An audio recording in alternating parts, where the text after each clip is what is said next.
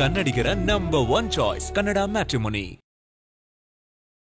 ನಿದ್ರಾದೇವಿ next door ಸಿನಿಮಾದ ತಾಯಿ ಮತ್ತು ಮಗನ ಬಾಂಧವ್ಯದ ನಡುವೆ ಬರುವಂತಹ ಒಂದು ಸಾಂಗ್ ರಿಲೀಸ್ ಆಗಿರುವಂತದ್ದು. ಈ ಸಿನಿಮಾದಲ್ಲಿ ತಾಯಿಯಾಗಿ ಕಾಣಿಸ್ಕೊಂಡಿದ್ದಾರೆ ನಟಿ ಸುಧಾರಾಣಿ ಅವರು. ಅವರೀಗ ನಮ್ಮ ಜೊತೆ ಇದ್ದಾರೆ. ಮ್ಯಾಮ್, ಈಗ ತುಂಬಾನೇ ಚೆನ್ನಾಗಿತ್ತು ಸಾಂಗು.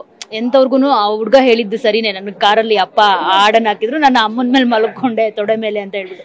ಅಫ್ಕೋರ್ಸ್ ಈ ಸಾಂಗ್ನ ಕೇಳಿದಾಗ ಎಲ್ರಿಗೂ ನಿದ್ದೆ ಬರುತ್ತೆ ಅಂತ ಅನ್ಸುತ್ತೆ. ನೀವು ಹೇಳ್ತಾ ಇದ್ರಿ ಎಲ್ಲರದ್ದು ನಾನು ಒಪ್ಕೊಳ್ಳಲ್ಲ, ಒಪ್ಕೊಂಡ್ರು ಎಡಿಟಿಂಗಲ್ಲಿ ಅದರಲ್ಲಿ ಇದರಲ್ಲಿ ಚೇಂಜ್ ಆಗುತ್ತೆ, ಆದರೆ ಇವರು ಆಸ್ ಇಟ್ ಈಸ್ ಅದೇ ಥರ ತೆಗೆದಿದ್ದಾರೆ ಅಂತ. ಆಸ್ ಎ ಪ್ರಮುಖ ನಟಿಯಾಗಿ ಕಾಣಿಸ್ಕೊಂಡಿದ್ದೀರಾ ಈ ಸಿನಿಮಾದಲ್ಲಿ. ಎಷ್ಟು ಇಷ್ಟ ಆಯಿತು ನಿಮಗೆ ಆ್ಯಕ್ಚುಲಿ ಅವರ ಒಂದು ಮೇಕಿಂಗ್ ಆಗಿರ್ಬೋದು, ಎಲ್ಲವೂ ಆಗಿರ್ಬೋದು? ಯಾಕಂದರೆ ನೀವು ಗಮನಿಸಿನೇ ಅಲ್ಲಿ ಸ್ಟೇಜ್ ಮೇಲೆ ಹೇಳಿದ್ದಂಥದ್ದು ಎಲ್ಲದನ್ನ ಕೂಡ, ಏನು ಚೇಂಜಸ್ ಆಗಿಲ್ಲ ಸಿನಿಮಾದಲ್ಲಿ ಅಂತ. ಎಷ್ಟು ಮೊದಲು ನಾನು ಸ್ಟೇಜ್ ಮೇಲೆ ಹೇಳ್ದಂಗೆ ಇತ್ತೀಚೆಗೆ ಒಂದು ಚಿಕ್ಕ ಹೆದರಿಕೆ ಬಂದ್ಬಿಟ್ಟಿದೆ. ಯಾಕೆಂದ್ರೆ ಪಾತ್ರಗಳು ಹೇಳಿದ ರೀತಿ ತೆರೆ ಮೇಲೆ ಮೂಡ್ತಾ ಇಲ್ಲ. ಎಲ್ರ ವಿಚಾರದಲ್ಲೂ ನಾ ಹೇಳಲ್ಲ, ಬಟ್ ಸುಮಾರು ಹತ್ರ ಎಕ್ಸ್ಪೀರಿಯನ್ಸ್ ಆಗಿದೆ. ಹಾಗಾದಾಗ ಒಂದೆಲ್ಲೋ ಒಂದ್ ಕಡೆ ಭಯ ಇರುತ್ತೆ, ಯಾಕಪ್ಪ ಬೇಕಾ. ಕನ್ನಡ ಮ್ಯಾಟ್ರಿಮೋನಿಯಲ್ಲಿ ಹೇರಾಳವಾದ ಚಾಯ್ಸ್ ಇದೆ. ಲಕ್ಷಾಂತರ ಜನರಿಗೆ ನಮ್ಮ ಕನ್ನಡ ಮ್ಯಾಟ್ರಿಮೋನಿ ಮೂಲಕ ಮದುವೆ ಆಗಿದೆ. ಇದಕ್ಕಿಂತ ಬೇರೇನ್ ಬೇಕು? ಕನ್ನಡಿಗರ ನಂಬರ್ 1 ಚಾಯ್ಸ್ ಕನ್ನಡ ಮ್ಯಾಟ್ರಿಮೋನಿ. ಅಂದ್ರೆ ಈ ತರ ಮಾಡಿದ ಕೆಲ್ಸ ಖುಷಿ ಕೊಡದೆ ಇದ್ರೆ, ಸರಿ ಹೋಗದೆ ಇದ್ರೆ ಅಂತ. ಸೊ ಹೀಗಿರುವಾಗ ಇವ್ರು ಬಂದು ಕತೆ ಹೇಳ್ದಾಗ್ಲೂ ನನ್ಗೇನಾಯ್ತು, ಸರಿ ಬಂದು ಹೇಳಿ ಕತೆ, ಆಮೇಲೆ ನೋಡೋಣ ಹೇಗಿರುತ್ತೋ ಏನೋ ಅಂತ ಅನ್ಕೊಂಡೆ. ಬಟ್ ಅವ್ರ ಕತೆ ಹೇಳಿದ್ಮೇಲೆ ಕತೆ ಕೇಳಿ ತುಂಬಾ ಇಷ್ಟ ಆಯ್ತು. ಯಾಕೆಂದ್ರೆ ಮಾಮೂಲಿ ಸೇಮ್ ಒಂದು ಪ್ಯಾಟರ್ನ್ ಇಲ್ಲದೆ, ಈ ಕಮರ್ಷಿಯಲ್ ಸಿನಿಮಾ ಆ ಥರ ಒಂದು ಪ್ಯಾಟರ್ನ್ ಇಲ್ಲದೆ ತುಂಬ ಕತೆ ವಿಭಿನ್ನವಾಗಿದೆ.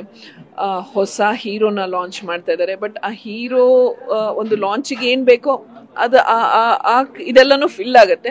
ಬಟ್ ಅದಕ್ಕಿಂತ ಹೆಚ್ಚಾಗಿ ಕತೆ ಮೇಲೆ ತುಂಬಾ ಇಂಪಾರ್ಟೆನ್ಸ್ ಕೊಟ್ಟಿದ್ದಾರೆ. ಮೇಕಿಂಗ್ ಇರ್ಬೋದು. ಸೊ ಅದು ಖುಷಿ ಆಯ್ತು. ಥ್ರೆಡ್ ಕಥೆನೇ ತುಂಬಾ ಚೆನ್ನಾಗಿದ್ದಾಗ ಅದೊಂದು ಮೋಟಿವೇಶನ್. ಅಂಡ್ ಜೊತೆಗೆ ಚಿಕ್ಕ ಪಾತ್ರ ಆದ್ರೂ ಅವರು ಏನು ಹೇಳಿದ್ರು ಅದೇ ರೀತಿ ಅದು ಮೂಡ್ ಬಂದಿದೆ. ಅಂಡ್ ಡೆಫಿನೆಟ್ಲಿ ಜನಕ್ಕೆ ಇಷ್ಟ ಆಗುತ್ತೆ ಅನ್ನೋ ಭರವಸೆ ನಂಗಿದೆ.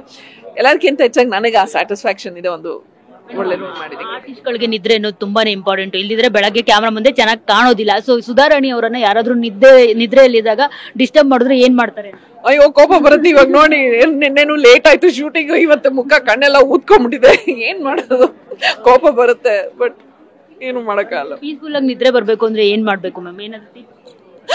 ಮೊಬೈಲ್ ನ ಸ್ವಿಚ್ ಆಫ್ ಮಾಡಿ ರೂಮ್ ಕತ್ಲೆ ಮಾಡ್ಕೊಳ್ಳಿ, ಒಳ್ಳೆ ಮ್ಯೂಸಿಕ್ ಏನಾದ್ರು ಪ್ಲೇ ಮಾಡ್ಕೊಂಡು ನಿದ್ದೆ ಮಾಡಿ.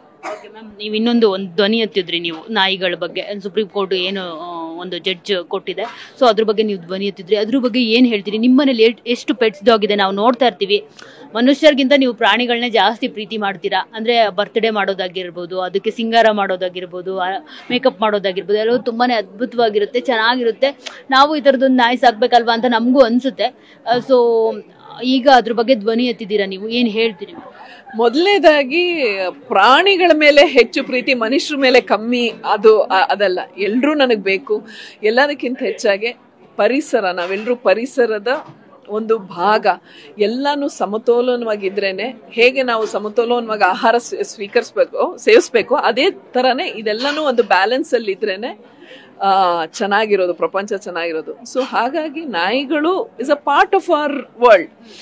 ಬಟ್ ಇಲ್ಲಿ ಪ್ರಾಬ್ಲಮ್ ಏನಾಗಿರೋದು ಅಂದ್ರೆ, ಯಾವುದು ಅವರು ಸುಮೋಟೋ ಕೇಸ್ ಅವರೇ ತಗೊಂಡು ಹಾಕಿದ್ದಾರೆ. ಬಟ್ ಇದ್ರ ಹಿಂದೆ ಏನು ಅವ್ರು ಅಂತ ದೊಡ್ಡ ಪೋಸ್ಟ್ ಅಲ್ಲಿ ಇದ್ದು ಕರೆಕ್ಟ್ ಆಗಿ ಇನ್ಫಾರ್ಮೇಶನ್ ತಗೊಂಡಿಲ್ಲ. ಅದಕ್ಕೆ ಬೇಕಾದಂತ ಎಕ್ಸ್ಪರ್ಟ್ಸ್ ಇದ್ದಾರೆ, ಅವ್ರ ಹತ್ರ ಡಿಸ್ಕಷನ್ ಆಗ್ಲಿ, ಅದೆಲ್ಲ ಏನು ಮಾಡಿದ್ರೆ ಸುಮ್ಮನೆ ರ್ಯಾಂಡಮ್ ಆಗಿ ಆಗಿರುವಂತ ಒಂದು ಡಿಸಿಷನ್ ಇದು ನನ್ನ ಪ್ರಕಾರ ತುಂಬಾ ತಪ್ಪು. ಯಾಕೆಂದ್ರೆ ಹೀಗೆ ಮಾಡೋದ್ರಿಂದನೂ ಬೇಕಾದಷ್ಟು ತೊಂದರೆಗಳಾಗತ್ತೆ. ಅದ್ರ ಬದಲು there is a scientific approach to this.